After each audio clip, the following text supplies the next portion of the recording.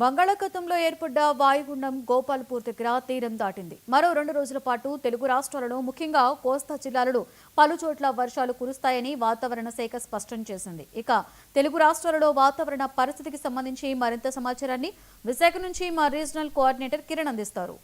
బంగాళాఖాతంలో ఏర్పడినటువంటి తీవ్ర వాయుగుండం కొద్దిసేపటి క్రితం ఒరిస్సా ఉత్తర కోస్తా సమీపంలోని గోపాల్పూర్ వద్ద తీరాన్ని దాటింది.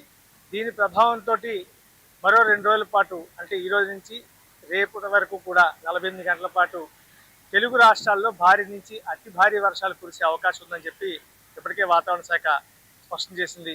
ఇక వాయుగుండం తీరాన్ని తాకిన అనంతరం దీని ప్రభావం ఎక్కువగా ఉంటుందని చెప్పి ముఖ్యంగా తీరం వెంబడి గంటకు 40 నుంచి 50 కిలోమీటర్ల వేగంతో బలమైన ఈదురుగాలు వీస్తాయని చెప్పి సముద్రం అల్లకల్లోలంగా ఉన్న నేపథ్యంలో మత్స్యకారులు ఎవరు కూడా మరో 2 రోజుల పాటు వేటకు వెళ్ళరాదని చెప్పి స్పష్టమైనటువంటి ఆదేశాలను జారీ చేసింది.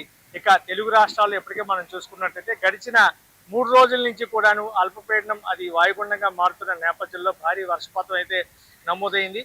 ముఖ్యంగా ఉత్తరాంధ్ర జిల్లాలకు సంబంధించి ఇటు విశాఖ, అదేవిధంగా అనకాపల్లి, మరోవైపు అల్లూరు సీతారామరాజు జిల్లా, ఇంకో పక్క విజయనగరం, పార్వతీపురం, మన్యం జిల్లాతో పాటు శ్రీకాకుళం జిల్లా, ఇంకో పక్క ఏదైతే పశ్చిమ తీరంలో ఉన్నటువంటి ఈ ప్రాంతాలన్నీ కూడా పూర్తిస్థాయిలో వర్షంతో నిండుకున్న పరిస్థితి. ప్రధానంగా ఏలూరు కావచ్చు, అదేవిధంగా కాకినాడ కావచ్చు, ఈ ప్రాంతాల్లో భారీ నుంచి అతి భారీ వర్షాలు కురిశాయి. ముఖ్యంగా ఈరోజు వాయుగుండం తీరాన్ని దాటిన నేపథ్యంలో ఎన్టీఆర్ జిల్లాతో పాటు ఇటు ఏలూరు, అలాగే కాకినాడ, మరోవైపు ఉత్తరాంధ్ర జిల్లాలైన విశాఖపట్నం, విజయనగరం, శ్రీకాకుళం ఉమ్మడి జిల్లాల్లో కూడా భారీ నుంచి అతి భారీ వర్షాలు కురిసే అవకాశం ఎక్కువగా ఉందని చెప్పి వాతావరణ శాఖ స్పష్టం చేస్తుంది. మొత్తం మీద ఈ వాయుగుండం కారణంగా అయితే మాత్రం ప్రధానంగా రోడ్లన్నీ కూడా పూర్తిస్థాయిలో దెబ్బతిన్న పరిస్థితి. దాదాపు 1100 కిలోమీటర్ల మేర ఇటు ఆంధ్రప్రదేశ్ కానీ అటు తెలంగాణలో కానీ రోడ్లన్నీ దెబ్బతిన్న పరిస్థితి. ఇంకో పక్క వ్యవసాయానికి సంబంధించి అయితే మాత్రం వ్యవసాయ రంగానికి సంబంధించి తీవ్ర నష్టమే వాటిల్లని చెప్పాలి.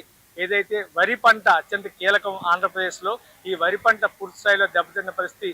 నారుమళ్ళన్నీ కూడాను తడిసి పూర్తిగా వరద ముంపుకు గురవడంతో నారుమళ్ళన్నీ కూడా కుళ్ళిపోతున్న పరిస్థితితోటి అన్నదాతలు తీవ్ర ఆవేదన వ్యక్తం చేస్తున్నారు.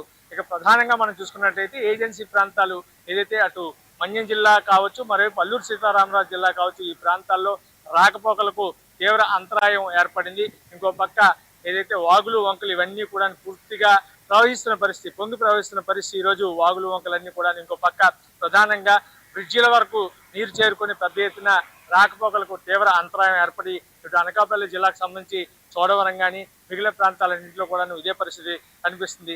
ఇంకా పూర్తి స్థాయిలో తేరుకోలేని పరిస్థితి ఈరోజు వాయుగుండం కారణంగా. వాయుగుండం ఈరోజు తీరాన్ని తాకిన నేపథ్యంలో మరో 48% చేస్తుంది.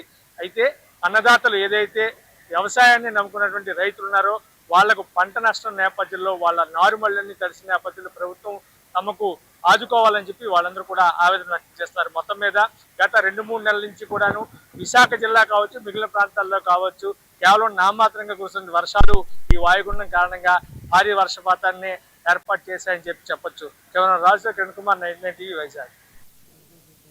That's all for now.